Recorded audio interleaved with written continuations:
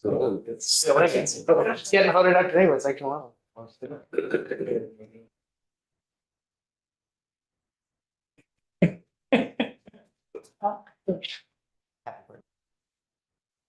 Welcome back. Did you say happy birthday to Representative Voting? No, I said happy for you. Oh, okay, great.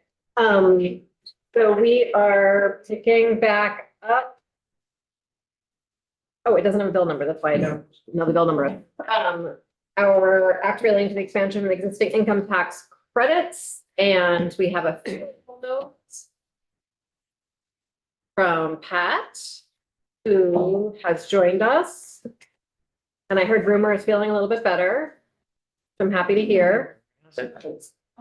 Welcome to still keep your camera off though, if you want to. Well, I put the tie on. Okay, thank you. We'll honor the tie and look at you. I'd love if you could take us through the fiscal note. Yes, I also promised to try not to cough in the committee's ear again today. I really don't want you to apologize for working while you're sick. So Patrick Titterton, Joint Fiscal Office. Are you seeing the fiscal note on the screen? We are. It could be a little bit larger. Delightful, thank you. Yeah, so this is the fiscal notes for, I guess the technical number on it right now is drafting request 25,970. And so just to sort of review a few things that we've talked about in previous days, but the three primary changes that are happening here is the increase in the age eligibility for children from ages 5 to 6 years old. It's expanding the earned income tax credit for claimants without children from 38% to 100%. And then it's also adjusting or increasing the adjusted gross income thresholds that are used to determine eligibility for the partial exemption on Social Security, military retirement benefits, and civil service retirement system income. And it's bumping those thresholds out by 5,000 each, while maintaining the $10,000 phase out. So that's also being bumped out by 5,000. Altogether, you can see called out here, we're estimating, and this is in agreement with the tax department, that these three changes put together would result in about $9.6 million in foregone general fund revenue annually. Now, one of these may decrease over time, one of them may increase over time, but sort of in the immediate future, the estimate is about $9.6 million annually. So coming through, breaking out each change individually, the expansion of the CTC is estimated to result in approximately $4.5 million in additional foregone revenue. Increasing the state EITC is estimated to increase foregone revenue for that by about $3 million annually. And then the change in the income thresholds for those retirement benefits is expected to result in about $2.1 million in foregone revenue. So yeah, like I mentioned, put together, this is about a $9.6 million tax package. And then I've got some background and sort of descriptions that kind of compare how this change compares to current law. So, as it is, if you are a taxpayer with AGI of 125,000 or lower, and you have a child who is ages 5 or younger, you can claim this credit and receive a $1,000 refundable credit per eligible child. And then over the next $50,000 of income, it's phased out at a rate of 2% per $1,000 of additional income above 125,000. So that if your income's over basically 175,000, that's when you've sort of earned yourself out of eligibility for this credit. And the only change that's being made here is just increasing the age of eligibility for children from 5 to 6, like I mentioned. If you were just to look at current law, what we have estimated in the, you can find this in the tax expenditure report, that for fiscal year 26, a little over 21,000 Vermont tax filers will claim the CTC. Oops. And so in current law, that would also result in about $24 million in foregone revenue. With the addition of this expanded age eligibility, that would just bring the total value of this tax expenditure to about $28.5 million annually. So are we good on the child tax credit? Yeah, can you explain the 125 threshold a little bit? Was that in the original, that was in the original bill when we passed it a couple years ago? Yep. Is that, So am I that's remembering right? yeah, that's existing statute. That that income threshold has not been changed since that credit was enacted. So And was that this is 4 years ago? I've lost my track of my years here. it was effective first starting for tax year 2022. So people started claiming it first when they filed their taxes in April of 2023. And I have a vague memory, Pat, of testimony related to how few people have children and make more than $125,000 a year. Are you able to refresh my memory on that? Well, I can tell you that this income spectrum going up to 125,000 captures about 79% of Vermont tax returns. Going all the way up to 175, it does capture close to 90% of all Vermont tax returns, but actually it was technically speaking, based on that issue brief that we had looked at last year, people with higher incomes were more likely to claim children and also claimed more children, per tax filer. Although I will mention the margins were really like, we're talking just a few percent difference there. So there is a difference, but not a huge difference. However, if you just look at the income distribution overall, the vast majority of children claimed were below that 125,000 threshold. Thanks.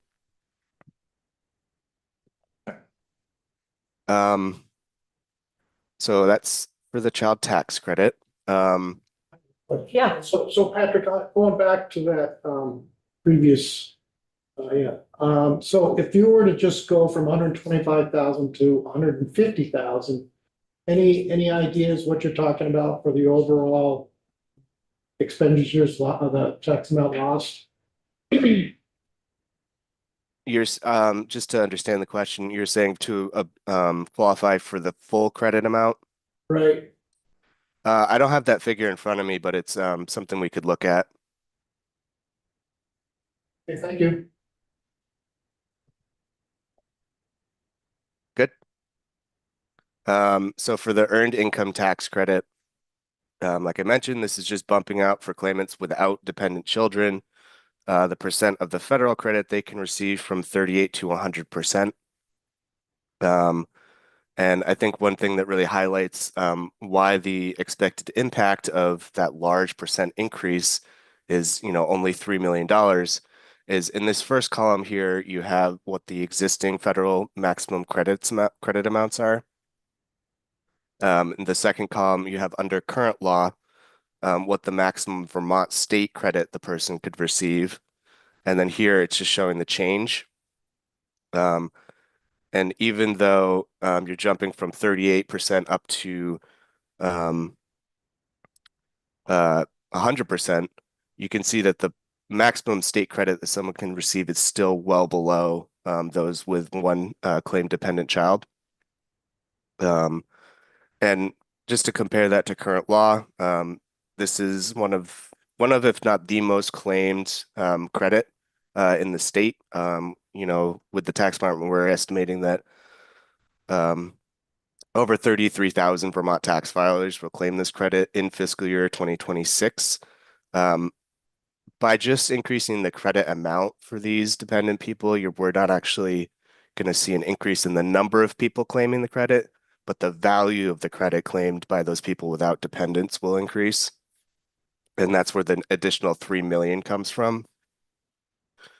So if you combine that with the existing amount that we're estimating is that people will receive under current law about $27 million from the credit. And just by adding the additional 3 million, that will bring up the total tax expenditure of this from 27 to about $30 million annually.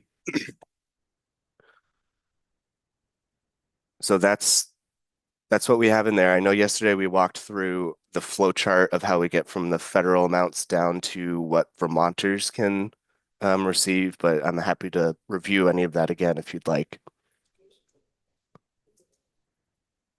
I think we're good. Okay. So the last piece here is the third and final adjustment in the bill is to increase the AGI thresholds for qualification or eligibility for the Social Security, military retirement, and CSRS exemptions. Under current law, if you're single with AGI of 50,000 or below, you can exempt 100% of your Social Security income. If you're married with 65 or below, same thing, you can exempt 100% of that income. The exemption is phased out, like I mentioned, over the next $1,000. So if you're single with AGI of 60,000 below, so if you're above that level, you don't qualify to exempt any of the income. And the same is true if you are married with income above 75,000.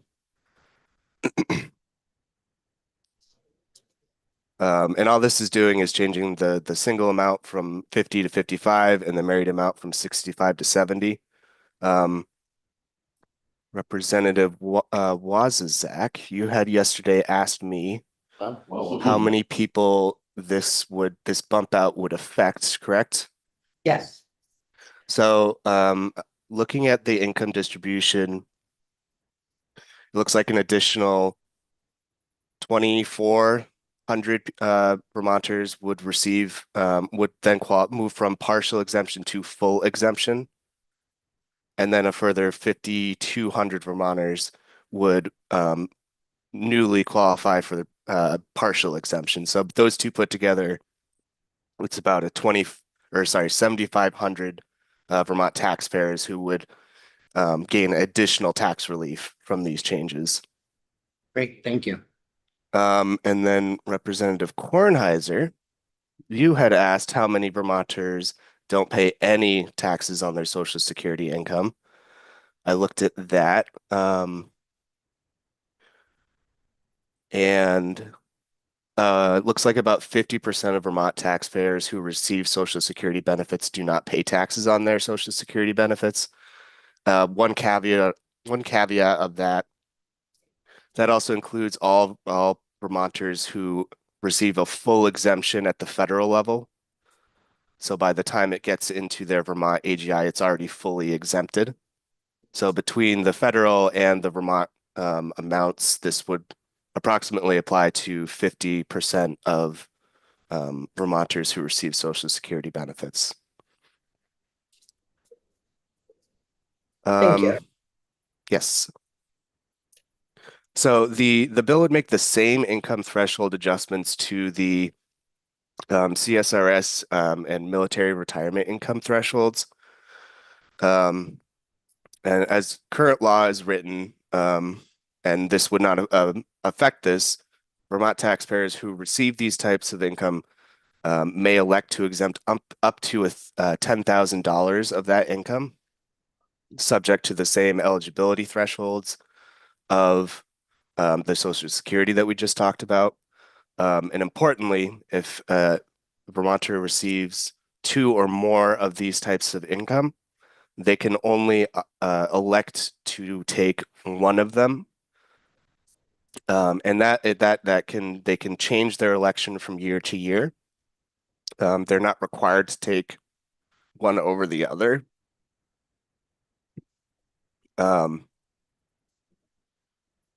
So Yeah, they just have to elect one, and they can change it if the math works out in their favor from one year to the next. Thanks. I think Representative Odie had a question. Thank you. I'm wondering about numbers of households. Or is this? So 50% of Vermont taxpayers pay nothing? Is a taxpayer considered Mod 1? Form? So that's tax returns. So that's a mix of married, single, head of household. All right, thank you. That's just the number of returns, which is distinct from the number of people that it represents. That's what I was wondering. Thank you. Thanks, Pat. So yeah, Floor under is yours current law, again. sorry. I was just saying the floor was yours again. I know it's hard Oh. to tell when you're in the Zoom. Sorry to not.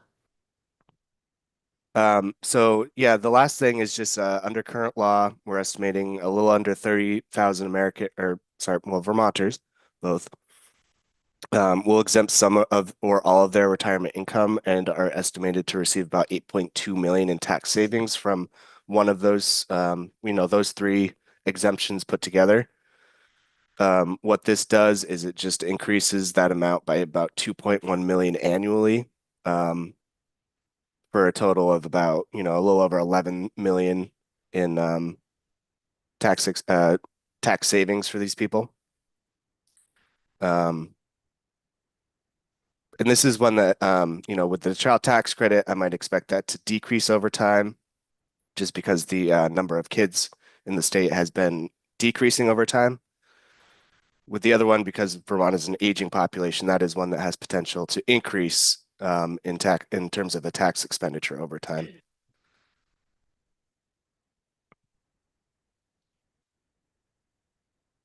Thank you. Sorry, Pat, Oh, yeah. Pat, did you just say the number of children has been increasing over time, or did you mean decreasing? Did I hear it wrong? You said decreasing. I thought I said decreasing, but if not, Okay, no, yeah, I I meant to heard it say wrong. decreasing. Right, so, Other people in the room also think you said decreasing, so. yeah, it's the coffee. Reasonable people can disagree.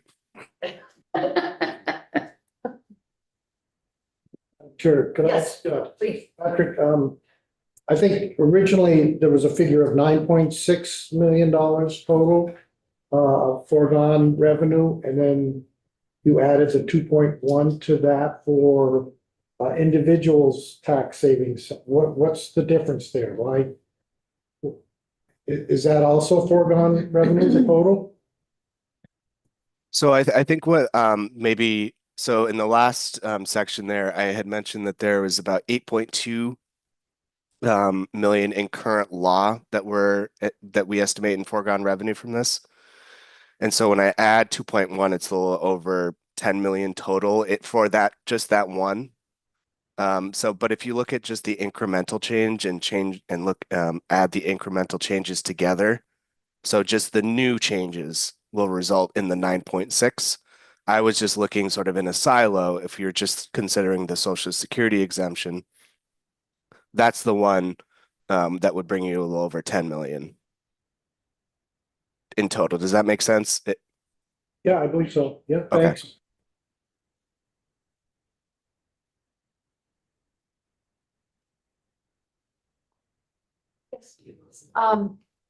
Patrick, can you remind me, CSRS, what is that? Civil Service Retirement System income. So I think it was prior to maybe 1980, sometime in the 80s. If you worked for the federal government, you paid into the pension there. And by doing so, you were not paying into Social Security. So you would not be eligible once you reach age 65 to claim Social Security.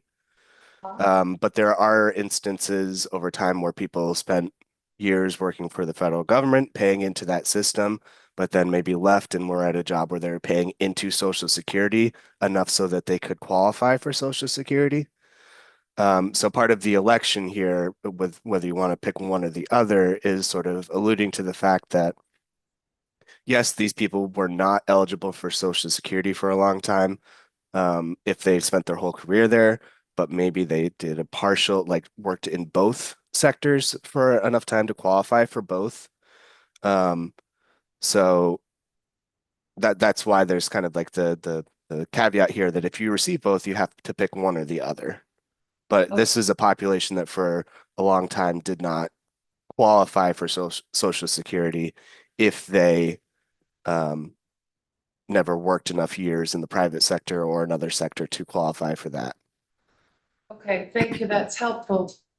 My other question is, do you know off the top of your head, which of these sections we are acting on hopefully this morning are also in the governor's recommended budget? How So many of these things will he like? so the child tax credit was in the GovRec. Okay, The EITC was in the GovRec, and the increase in the thresholds for Social Security and CSRS were in there. The one It was.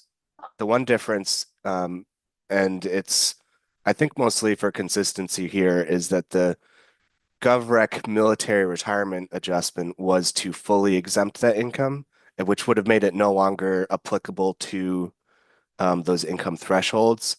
But in the way Kirby's drafted it and the way the language applies, this bill is also increasing those thresholds. So it's not in the GovRec, but it's also different, if that makes sense. Yeah, I'm confused by that. I feel like I'm getting different answers because I thought this had nothing to do with the military exemption, the one that's hanging on our wall, number 40 something. I thought this was a different action, a different thing entirely. So it is a different guess- action. The governor's recommend was to fully exempt that amount, which would have done away with the income thresholds. But by bumping out the way the statute is written, by bumping out the Social Security thresholds automatically tied into that, the way it's currently written in statute is the military retirement thresholds sort of tied directly into it. So it's applying to it while this bill is not taking other action on military retirement benefits. So are we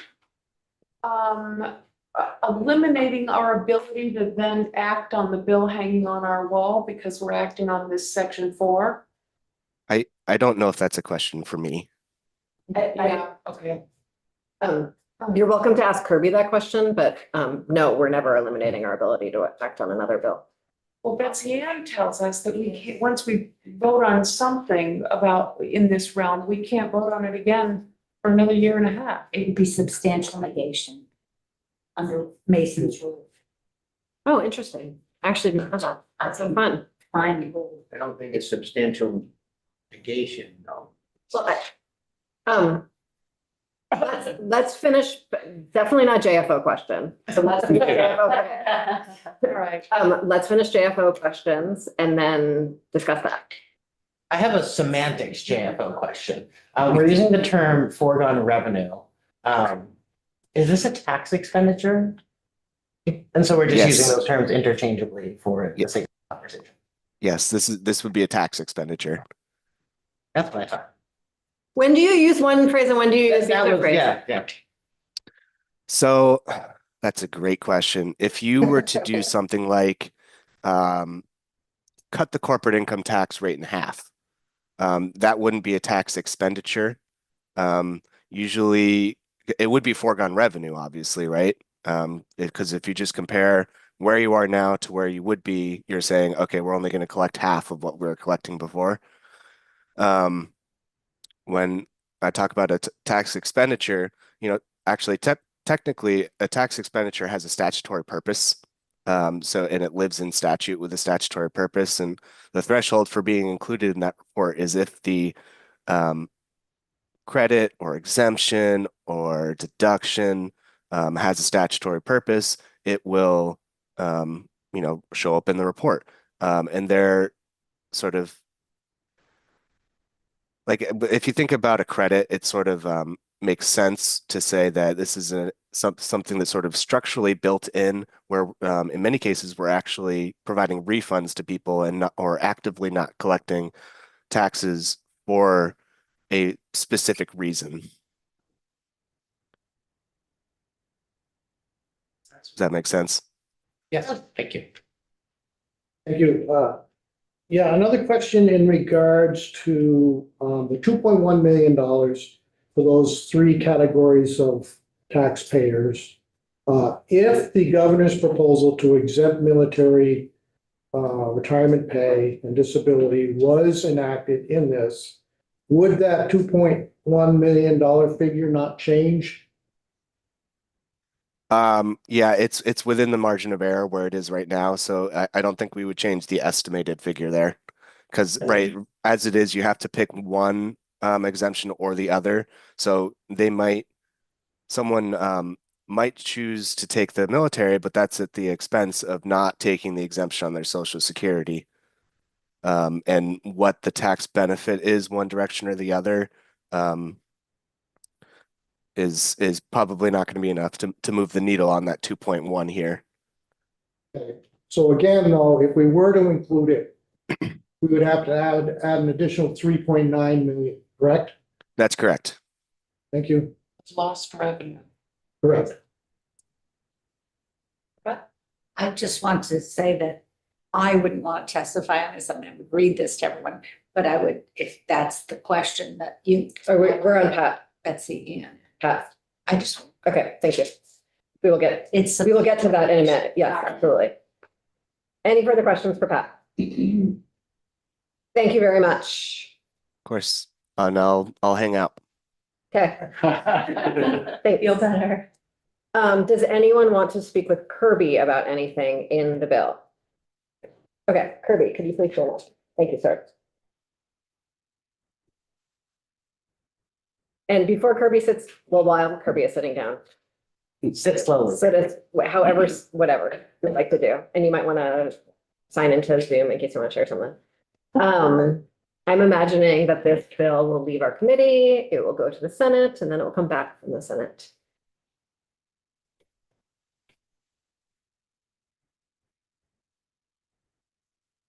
Yes. And this is really one of the only vehicles we are sending to the Senate this year, to the finance, and so I imagine they will put many things on it that we will need to touch.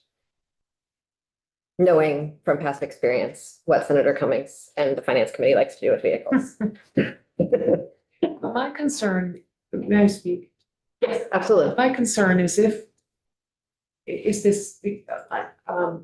unsure status we have over section 4, which I've lost off my screen, but so if we act on that here in this room and then again on the floor, Mhm.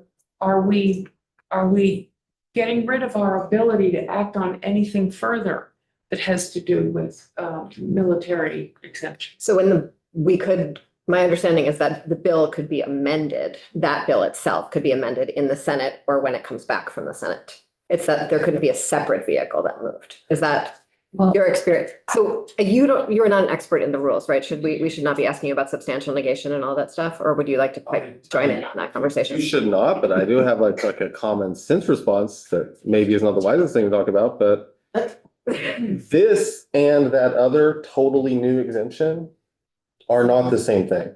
Other totally new exemptions. Like a new exemption for military retirement Yes, is completely different than modifying a current partial exemption that happens to include some military retirement. So while not wise for me just to say without reading Mason's rules or whatever, it just seems like logical that there's no way you have a rule that would prevent you from talking about or bringing up a totally new exemption that's not even close to like what we're talking about. okay, well, this may not matter to you at all, but last night I had a whole bunch of people around me and I was telling them that this action here in section 4 had nothing to do with the bill hanging on our wall.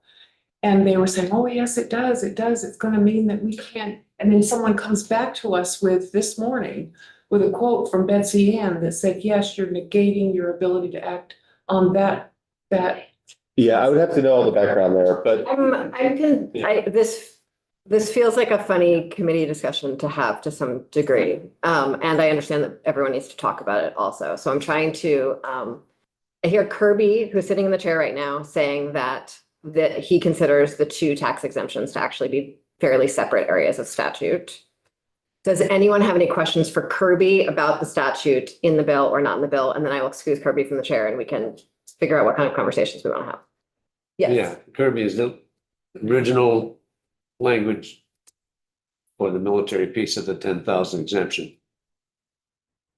That goes back in because it wasn't in yesterday. Is it going to be in the final version of the bill?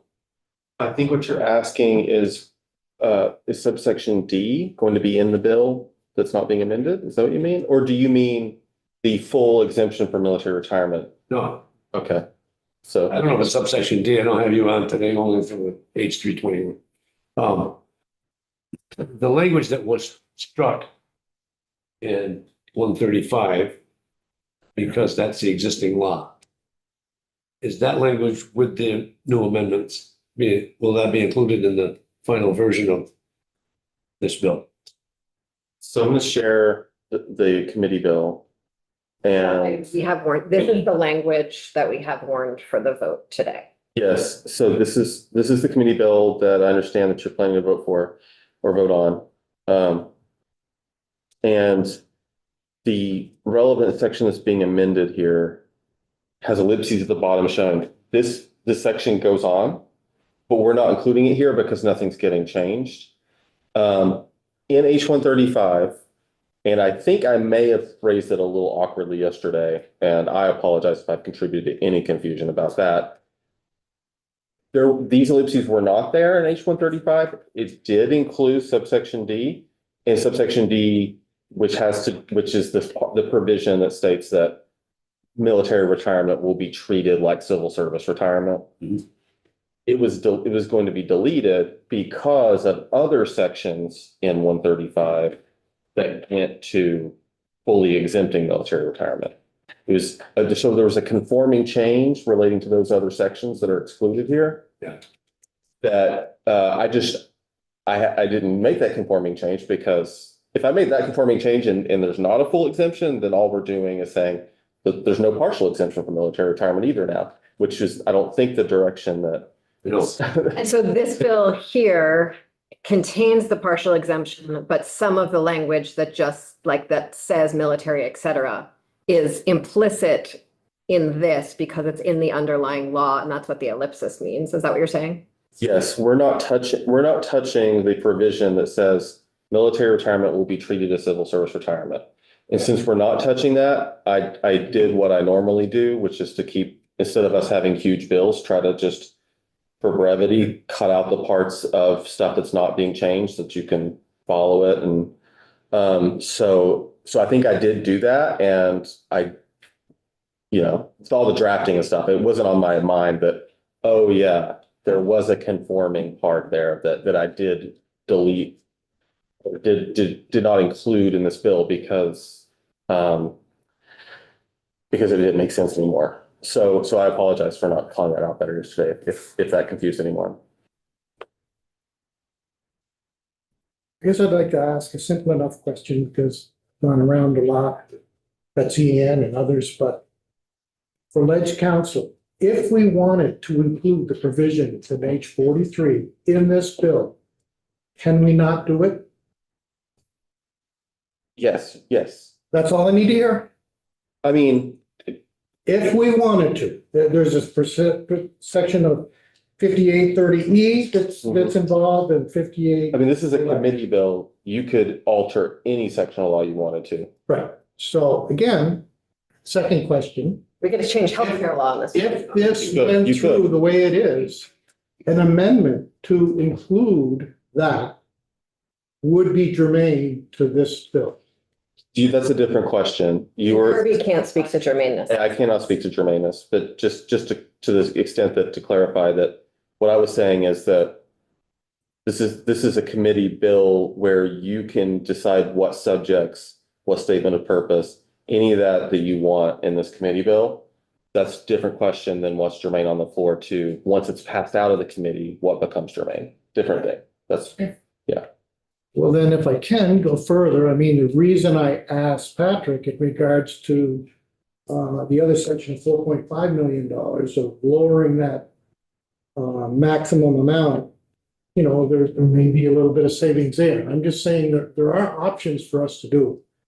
And that's what I would like to consider. That's all I'd like to say going forward. Anything else for Kirby?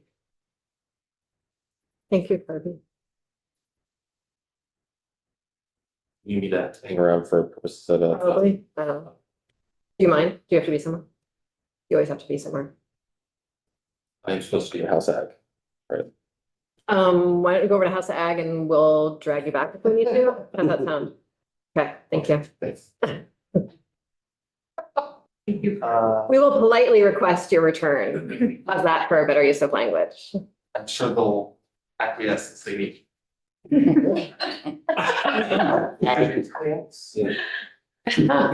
Thank you, Karen. Oh, I missed it. Yes. Oh. Oh, I missed it. Oh. It's a great dad joke. So Carol was gonna read some. I could if you want, or if you want. Sure, yeah. Okay, so here's the scoop. I read from this, so I'm not gonna make up my own words. What are you reading from? So it's substantial. Wait, are you reading from Mason's? I'm reading from Betsy Ann's reference guide. Okay. So, okay, substantial negation is prohibited with limitations. Substantial negation occurs when the House tries to undo a specific act it previously took on a main motion. The overall purpose of the rule is to prevent frivolous use of the chamber's time on a substantive question it has already decided. Two things to know. The rule is strictly limited to the House considering the same question it has already decided.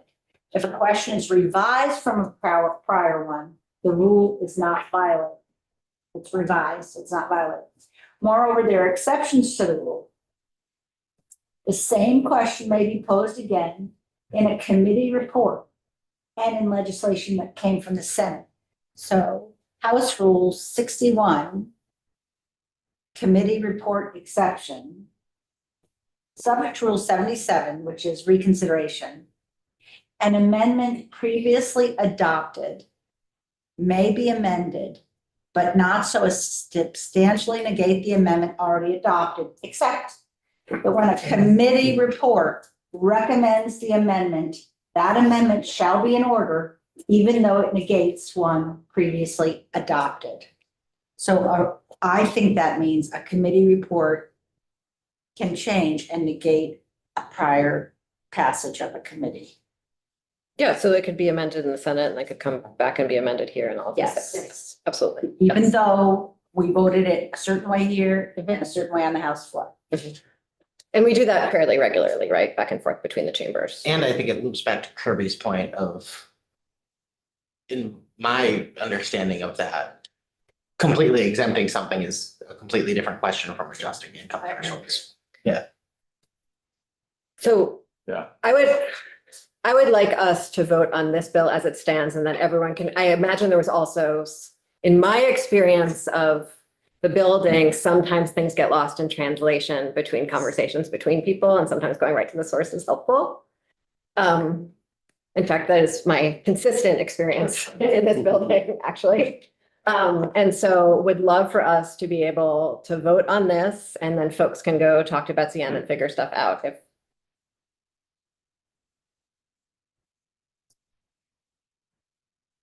I would move that we vote on a committee bill as presented of that. is Oh, Number- let's call that. number 250970. Act relating to the expansion of the existing income tax credit. Committee discussion. Madam Chair, Yes. I'll be voting no.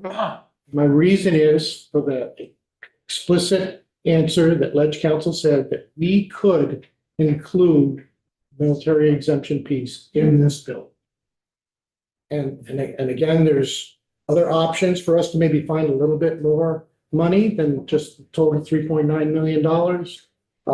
You've got, 75 signatures on a House bill, how half the House members. I don't appreciate the game of, well, it might happen somewhere else or whatever, because it never seems to work out that way. So that's gonna be my no vote. I don't appreciate you describing what I'm doing as a game, but I hear the point you're trying to make very much. And I hope you are not going to vote down all of our other bills because they don't include that. I think it's probably specific to this bill, right? I didn't quite understand the question. Well, we're gonna have other bills that we'll vote on that also might not include the military exemption. I just want to make sure that just wanted to check in that. I'll leave that up to my. Future self. Okay, great. Make a Okay. decision. Okay, thanks. I understand how the vote's gonna go. Yeah. That's the key for me, always has been in this house. Appreciate that. So that's where I'm coming from. And again, I'll vote with my constituency. I appreciate that. I think the child tax credit, and the earned income tax credit, and the expansion of Social Security is some really powerful work that we can do this year, given both inflation and the sort of instability at the federal level. I think getting money right back to working families is a powerful act, both gesturally and actually. This will mean real money in the hands of many, many Vermonters. Yeah. And I plan to vote yes, because it's my understanding that that military retirement bill that's hanging on our walls still is in play. We don't kick it out the door by approving this thing or even approving it on the floor. Am I correct, Madam? I cannot make any promises, but that is my understanding of how everything works. Yes. If it comes back from the Senate without that military bill attached to it, can we put that? That is absolutely a conversation we can have then. Yes, 100%. It is parliamentarily possible. I am definitely not a parliamentary expert, as I've already demonstrated today, but yes, that is my understanding. Okay, thank you. Okay, seeing no other comments, if the clerk could please call the roll. Thank you. Representative Brannigan, Yes. Representative Burkhart, myself, I will vote yes. Representative Feltus, Yes. Representative Higley, No, Representative Holcomb, Yes. Representative Kimball, Yes. Representative Maslin. Yep. Representative Odie, Yes. Representative Wazazak, Yes. Representative Canfield, In the spirit of cooperation, I will vote yes and reserve my right to change my vote on the House floor. Representative Kornheiser, Yes, thank you. and the vote is 10-1-0. Thank you very much. Thank you, everyone. Appreciate robust discussions. And we are breaking for lunch. We will be back here. We might try to do 3 bills this afternoon. I will do my best to get everyone out by 4. It's my father's birthday. I want to have dinner with him. So it's not just my generosity. I have my own self-interest. There's a cake apparently that someone needs to bake around here. Do my best. There's 2 cakes. You can get it. There are 2 cakes that someone else needs to bake. I'm not baking a cake for my dad today. And so it's a cannabis amendments bill, a regulation of business organizations bill. I just want to flag for people. If you have looked at H243 in advance, it has an entire reorganization of all of the Secretary of State's business organizations fees. I have asked Rick Siegel to draft an amendment with David Hall that removes all of those fees. So removes them all. Good. And we will talk about it when it happens, but basically JFO has no way of estimating what they are. And next year they will have a way of estimating what they are. And like, why? Why do that right now when we could do it later with better information? So so basically with that committee amendment, which of course we can discuss whether or not it's appropriate when it gets to us, we won't have very much jurisdiction. There won't be any revenue impact once that amendment happens. And then the last bill that we might or might not pick up is H479. All we're going to do is a walkthrough with clarifying questions, and there will be a lot more work to do on that bill next week, but I thought it'd be nice to just get a little. That's the housing overview. That's the housing bill. Yes. Yep. So I thought it'd just be good to get an overview on that before the weekend, because I think there's a lot of density in there and a lot that they left to us.